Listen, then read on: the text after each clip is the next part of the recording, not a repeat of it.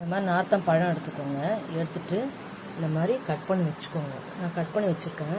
இதில் வந்து நான் என்ன பண்ண போகிறேன்னா, வானிலையில் எண்ணெய் விட்டு கடுகு தாளித்து பச்சை மிளகாய் காரத்துக்கு போட்டு கொஞ்சமாக அந்த கல்லுப்பு போட்டு செஞ்சு காமிக்க போகிறேன்.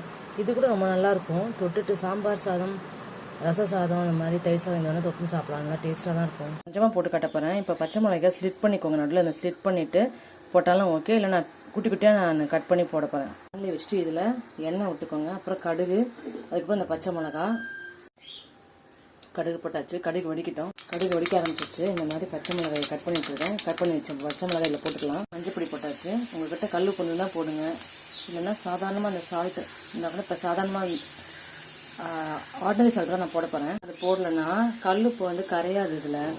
அதனால நான் இந்த ஆர்டினரி சால்ட்டே போட்டுட்டேன். உங்களுக்கு வேணால் நீங்களும் அதே போட்டுக்கோங்க. இப்போ நான் வந்து நான் நறுக்கி வச்ச நார்த்தங்காயை போட போகிறேன். இதில் கேஸ் ஆஃப் பண்ணிட்டேன். இது எங்கே நான் பார்த்தேன்னா, ஒரு ரிலேஷன் வீட்டில் ஒருத்தவங்க வீட்டுக்கு போனோம். அப்போ வந்து அவங்க வந்து இந்த மாதிரி போட்டு எனக்கு வந்து சாம்பார் சாதத்துக்கு தொட்டுக்க போட்டாங்க. அது ரொம்ப பிடிச்சது எனக்கு. இது வரைக்கும் நான் பண்ணல. இப்போ தான் நானும் ஃபஸ்ட் டைம் பண்ண போகிறேன். பச்சை மிளகா போட்டிருக்கோம் இல்லையா, அந்த பச்சை மிளகாயோட எசன்ஸு, அதுக்கப்புறம் வந்து இந்த எண்ணெய், அப்புறம் உப்பு, இதெல்லாம் சேர்ந்து ஒரு டேஸ்ட் கொடுக்கும்.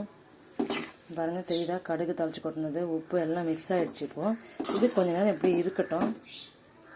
ஊறினதுக்கப்புறமா நம்ம வந்து ஊறினோன்னா ரொம்ப நேரம் ஊற வேணாம், ஒரு ½ அன் ஹவர் ஊறினதுக்கப்புறமா கலந்த சாதமோ இல்லை நம்ம என்ன சாம்பார் சாதம், ரச சாதம் எது நம்ம பண்ணியிருக்கோமோ அதுக்கு இந்த தொட்டுக்க போட்டு சாப்பிட்டு பார்த்தோன்னா ரொம்ப நல்லா டேஸ்ட்டாக இருக்கும்னு நினைக்கிறேன்.